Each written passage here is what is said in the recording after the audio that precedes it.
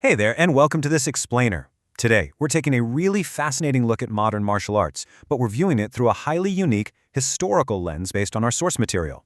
Have you ever wondered why so many traditional institutions just feel, well, kind of stuck today? As you'll see, this isn't just about kicks and punches. We're diving deep into the spiritual purpose of human evolution, generational conflict, and how global geopolitics literally shape the way we learn and lead. It's a massive, sweeping worldview, and we're going to break it all down step by step. Imagine training your whole life, sweating day in and day out, only to find out you've barely scratched the surface. According to the text, physical training, no matter how intense, only gets you 30% of the way there. The source argues that if you're only focused on the physical body, you're leaving 70% of human potential entirely untapped. Basically, physical mastery in martial arts is fundamentally incomplete without the right spiritual foundation. You just can't complete yourself as a human being without filling that critical gap in the mind and spirit. So here's our roadmap for today. 1. Completion of body and mind. 2. The human tree worldview. 3. Evolution and generational duties. 4. Crisis in martial arts and society. And 5. The role of true elders. Let's get right into it. Section 1. Completion of body and mind. Moving way beyond just the physical. So, you're probably wondering, if physical training is only 30%, what on earth fills that remaining 70%? Well, the answer, according to the text, is the Hongik Spirit. Hongik Ingan translates to broadly benefiting humanity. And the source frames this not just as, a nice idea, but as the absolute, ultimate educational requirement for human completion. It asserts that we're all born as Hongik humans, meaning we literally have an inherent duty to live for the benefit of others. But there's a catch here. We have to actually be educated to awaken the spirit. Think about our modern education system for a second. We're taught how to work, we're taught how to do math, but rarely are we taught how to actively benefit humanity. The central problem the source identifies is that we as a modern society have completely failed to research and provide this specific spiritual education. Moving to Section 2, the human tree worldview. This is a fascinating geopolitical metaphor. Okay, so the source scales this entire philosophy up from the individual to the globe, mapping the world out like a giant ancient tree. The West, stretching beyond the Himalayas and the Tian Shan Mountains, represents the branches, which is the area of widespread outward activity. China is designated as the trunk, firmly holding the center. And the Korean Peninsula? That's identified as the roots. The text assigns very specific historical and energetic roles to these regions, arguing that each part of the tree absolutely must fulfill its unique function for all of humanity to thrive. Which brings us to what the source claims is the ultimate purpose of those roots. The roots feed the tree. The text asserts a staggering idea here, that 5,000 years of history on the Korean Peninsula was entirely preparation for this exact moment. The grand goal was to absorb the world's knowledge, stuff brought in from the branches and the trunk, and use it to cultivate enlightened leaders who embody that Hongik spirit. Eventually, the plan is to radiate that benefit right back out to the entire world.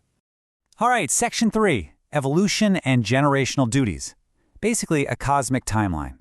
Let's look at how this geography connects to a really unconventional timeline of human history. The source claims that for hundreds of thousands of years, humanity was stuck in a 30% evolutionary phase. Once that phase ended, the text asserts the world needed a massive reset. And according to this worldview, the absolute devastation of World War II served as a cosmic pruning operation. Just let the gravity of that claim sink in for a second. The assertion here is that leaders who were too arrogant or relied entirely on their own logic literally had to be removed. Also, the overarching human tree could grow properly into its next phase. Now, following this massive global pruning, the focus shifts right back to the roots. The source highlights a highly specific figure. Exactly 30 million compatriots were left on the Korean Peninsula to begin an entirely new era for humanity. These survivors were tasked with giving birth to the generations that would eventually carry out that ultimate Hongik mission we talked about. And this brings us to the generational breakdown. Honestly, the methods described here are intense. The baby boomers, the very first generation born after the wars, faced incredibly harsh conditions. According to the source, they were taught with literal sticks and clubs, not just to learn to read, but to physically and spiritually condition them to understand their immense duty to humanity. Following them, Generation X experienced slightly less harsh discipline, like being made to kneel on desks. The text justifies this as conditioning them for a supportive leadership role. But the point is, both of these generations were rigorously pushed to become the ultimate Hongik leaders. But then we hit the digital generation. The source makes a really sharp distinction here. The digital generation aren't just juniors, they are the true descendants. Because of that, they absolutely cannot be taught using those old harsh methods or outdated logic. No way. They require a completely new educational paradigm.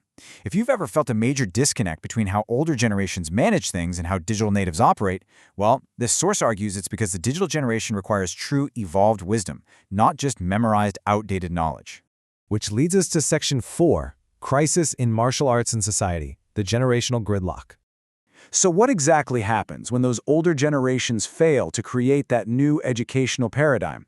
You get a massive generational gridlock. Here is the breakdown of the modern societal contract going totally off the rails, according to the source. The elders, the boomers and Gen X, were supposed to spend their time researching and creating new educational materials for the youth. But because they didn't, the digital generation lacks genuine guidance and, naturally, they rebel. And yet these older leaders stubbornly refuse to step down from their positions of power.